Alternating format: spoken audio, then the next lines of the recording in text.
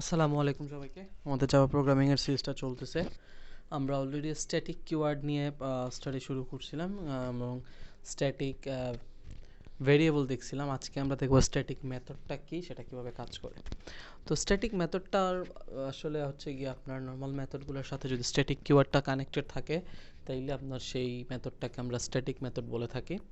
এই মেথডটা কি করে এই মেথডটা আপনার এই মেথডটা অ্যাক্সেস করার জন্য আমাদেরকে যে ক্লাসের মধ্যে মেথডটা থাকবে তার অবজেক্ট ক্রিয়েট করা লাগে না। জাস্ট মেথডটাকে আমরা ক্লাসের নাম ধরে মেথডটাকে কল দিলেই আমরা কাজ করতে পারি। এছাড়াও আপনার স্ট্যাটিক মেথডটা আপনার স্ট্যাটিক ডাটা মেম্বারকে অ্যাক্সেস করতে পারে, সেগুলোকে চেঞ্জ করতে পারে, কিন্তু নন স্ট্যাটিক কোনো ডাটা মেম্বারকে অ্যাক্সেস করতে পারে না বা চেঞ্জ করতেও পারে না। এছাড়া দিস এবং সুপার কিওয়ার্ড এগুলো আপনার স্ট্যাটিক কনটেক্সটে ব্যবহার করা যায় না। এই হচ্ছে আপনার থিওরি কনসেপ্ট স্ট্যাটিক মেথড সম্পর্কে। এখন আমরা একটু কোড দেখি। যেমন এই জায়গায় একটা কিউবের একটা কোড করা আছে, যে একটা ক্লাস নিলাম ক্যালকুলেট, যেখানের মধ্যে স্ট্যাটিক নামে একটা আপনার মেথড নেওয়া হয়েছে, স্ট্যাটিক ইন্ট কিউব। আর এখানে প্যারামিটার হিসেবে এক্স দেয়া আছে। সে কি করতেছে, রিটার্ন করতেছে এক্স গুণ এক্স গুণ এক্স। ঠিক আছে, তিনটা এক্স কিউব যেহেতু করবো আমরা আর কি এক্স কিউব। আমাদের মেইন মেথড থেকে কি করছি দেখেন, আমি রেজাল্টের জন্য একটা ভেরিয়েবল নিলাম ইকুয়াল টু এই যে ক্যালকুলেট ক্লাস, তার কোনো অবজেক্ট আমি তৈরি করি নাই, জাস্ট ক্যালকুলেট দিয়ে ডট দিয়ে আমি এই মেথডটাকে অ্যাক্সেস করতে পারতেছি। কারণটা কি? কারণটা হচ্ছে এই মেথডটা একটা স্ট্যাটিক মেথড, বুঝছেন? তো স্ট্যাটিক মেথড হলে, যেটা আমি আগেই বললাম, যে আপনার ক্লাসের অবজেক্ট তৈরি করা লাগে না, জাস্ট ক্লাসটা নেবেন, নিয়ে আপনি ক্লাস দিয়েই আপনি মেথডটাকে কল দিয়ে আপনি কাজ করাতে পারবেন।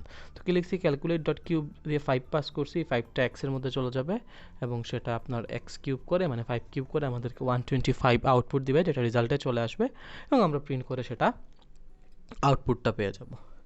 এছাড়াও আরেকটা যেটা বললাম, যে আপনার এইখানে একটা 4 নাম্বার, যে can not use anything non static. Static ব্লকে বা স্ট্যাটিক মেথডের মধ্যে নন স্ট্যাটিক কোনো জিনিস ব্যবহার করা যায় না। তো সেটা একটু যদি আপনারা এই প্রবলেমটা দেখেন বুঝতে পারবেন। একটা ক্লাসের নাম হচ্ছে এ, এবং এখানে একটা ইনস্ট্যান্স ভেরিয়েবল আছে যার নাম হচ্ছে এ ইকুয়াল টু 40। তো পাবলিক স্ট্যাটিক ভয়েড মেইন, আমাদের এটা হচ্ছে মেইন মেথডটা। আমরা জানি আমাদের মেইন মেথডটা স্ট্যাটিক।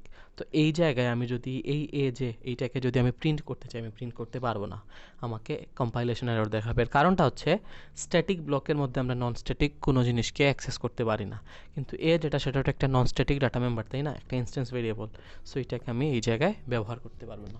চলেন আমরা এই দুইটা জিনিস একটু কোড করে আউটপুট আসলে কি আসে সেটা একটু দেখার চেষ্টা করি। তো আমরা প্রথমে এইখানে একটা ক্লাস তৈরি করে নিচ্ছি। ক্লাসের নাম দিলাম হচ্ছে কি আপনার ক্যালকুলেটর, ক্যালকুলেট দিলাম ক্যালকুলেটরকে।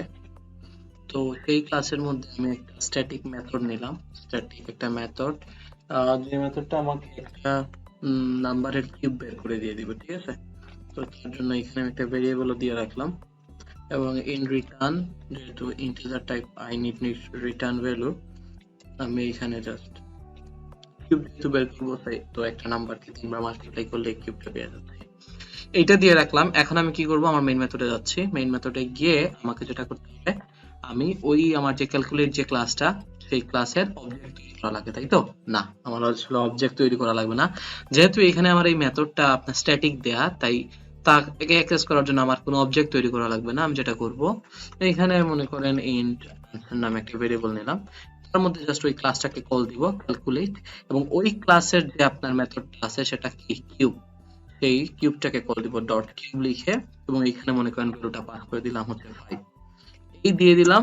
এখন আমি এইখানে আসলাম, এখানে একটু মেসেজ এড করে নিলাম যে কিউব অফ 5 ইজ, দিয়ে আপনার প্লাস দিলাম, দিয়ে আপনার এইখানে আনসারটাকে পাস করে দিয়ে দিলাম। That's it. আমি যদি প্রোগ্রামটাকে রান করি দেখবো আমার 125 চলে আসছে। আমরা জানি 5 এর কিউব হচ্ছে 125, এবং দেখেন আমাকে, যেহেতু স্ট্যাটিক মেথড, তাই আমাকে কোনো ধরনের অবজেক্ট তৈরি করা ছাড়াই আমি এই কিউব এইটাকে কল দিয়ে তার সুবিধা যেটা নিতে, আমার যে অ্যাডভান্টেজ নেয়ার, সেটা আমি নিয়ে আমার আউটপুটটাকে শো করে ফেললাম। এটাই হচ্ছে আপনার স্ট্যাটিক মেথডের আপনার সুবিধাটা। আমি আরেকটা রেস্ট্রিকশন বলছিলাম, সেটা কি, সেটা হচ্ছে যে স্ট্যাটিক মেথডের মধ্যে আপনার নন স্ট্যাটিক মেম্বারগুলোকে ব্যবহার করা যায় না। থিওরিতে বলছিলাম, যেমন এখানে একটা ভেরিয়েবল নিলাম, মনে করেন বি, এটাকে ইনস্ট্যান্স ভেরিয়েবল যার ভ্যালু হচ্ছে 20। এটা হচ্ছে এই আপনার স্ট্যাটিক ব্লক, এই ব্লকটা তো স্ট্যাটিক তাই না, এইটুকু জায়গা তো স্ট্যাটিক, তোমার মেইন মেথড আর মেইন মেথডের মধ্যে স্ট্যাটিক কিওয়ার্ডটা আছে, সো এটা স্ট্যাটিক। এই জায়গায় আমি চাচ্ছি এই বিটাকে প্রিন্ট করতে, দেখি তো আমি বিটাকে প্রিন্ট করতে পারি নাকি না। বি ইকুয়াল টু প্লাস দিয়ে বি দিলাম, ঠিক আছে। তো দেখেন এখানে অলরেডি আমার প্লাস চলে আসছে, দেখাচ্ছে রান করা যাবে না। এর কারণটা কি?